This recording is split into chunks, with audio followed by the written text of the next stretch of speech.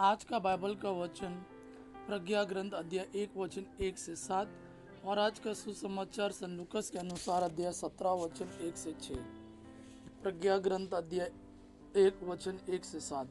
पृथ्वी के शासकों, न्याय से प्रेम रखो, प्रभु के विषय में ऊंचे विचार रखो और निष्कपट हृदय से उसे खोजते रहो, क्योंकि जो उसकी परीक्षा नहीं लेते वे उसे प्राप्त करते हैं।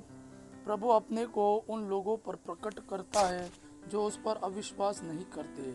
कुटिल विचार मनुष्यों को ईश्वर से दूर करते हैं। सर्वशक्तिमत्ता उन मूर्खों को पराजित करती है तो उसकी परीक्षा लेते हैं।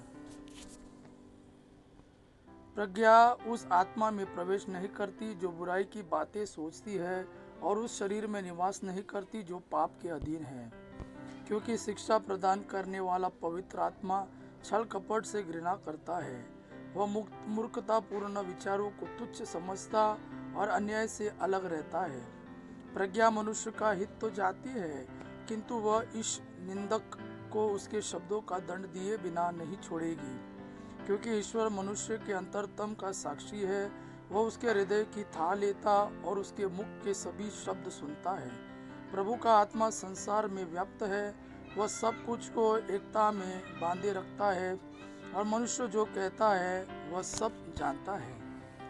आज का सुसमाचार सन लूकस के अनुसार अध्याय 17 वचन 1 से 6। ईसा ने अपने शिष्यों से कहा, प्रलोभन अनिवार्य है, किंतु धिक्कार उस मनुष्य को जो प्रलोभन का कारण बनता है। उन नन्हों में एक के लिए भी पाप का कारण बनने की अपेक्षा उस मनुष्य के लिए अच्छा यही होता कि उसके गले में चक्की का पाटा बांधा जाता और वह समुद्र में फेंक दिया जाता।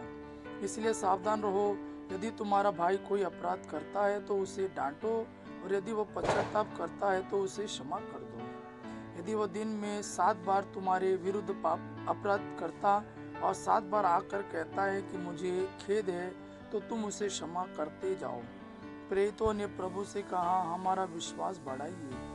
प्रभु ने उत्तर दिया, यदि तुम्हारा विश्वास राई के दाने के बराबर भी होता और तुम शतूत के इस पेड़ से कहते उखड़कर समुद्र में लग जा, तो वह तुम्हारी बात मान लेता। यह प्रभु का वाणी है। प्रभु को धन्यवाद। आबा पिता की महिमा और पुत्र यीशु का प्रेम आप पर सदा सर्वदा बना रहे। आमीन।